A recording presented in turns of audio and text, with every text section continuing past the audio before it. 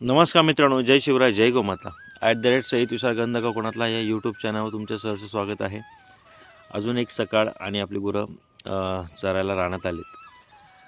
आज आपण व्हिडिओ या गोष्टी बनवतो आहे की आपण ही यूट्यूबची जर्नी जी सुरू केली ती कशासाठी.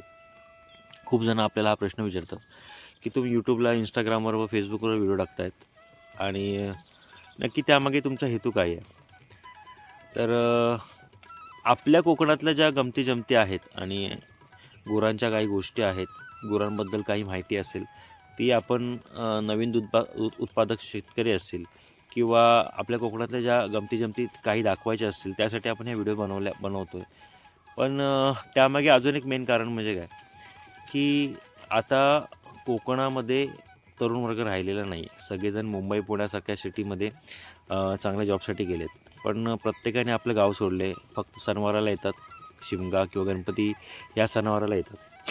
तर ह्यामागे एवढाच येतो आहे की कोकणामध्ये खूप गोष्टी करण्यासारख्या आहेत आणि जर माणसाने प्रयत्न केला ना तर खरंच सुंदर खूप गोष्टी करू शकतो. आणि जी लोकं मुंबईला एक 15-20 हजार रुपये पगार घेत आहेत तर ती लोकं गावी येऊन तेवढाच कमवू शकतात, कारण का कोकणामध्ये तेवढा रोजगार आहे. फक्त आपण आपला दृष्टिकोन बदलणं गरजेचं आहे आणि कोकणामध्ये खरंच आपण सुखाने दिवस जगू शकतो. आपण स्वतः भाजीपाला काढू शकतो, आपल्या घरच्यापुरता काही गोष्टी बनवू शकतो आणि शेतीविषयक पूरक व्यवसाय करून आपण आपला रोजगार निर्माण करू शकतो. तर ह्या व्हिडिओ ज्या आहेत त्या बनवायचं कारण एकच आहे की जी मुलं गाव सोडून मुंबईला गेलेत आणि ज्यांना खरं तिथे कमी पगार आहे, जास्त पगार नाही आहे, त्यांनी कृपया विचार करा आणि गावी सेटल व्हा परत.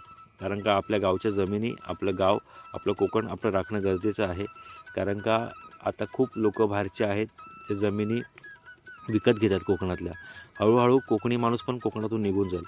त्यामुळे आपणच आपली जमिनी आणि आपल्या जमिनी करून आपण शेती जर केली तर आपल्याला कोकण पण वाचवता येईल आणि गावी राहून आपलं कोकण आपण समृद्ध करू शकतो.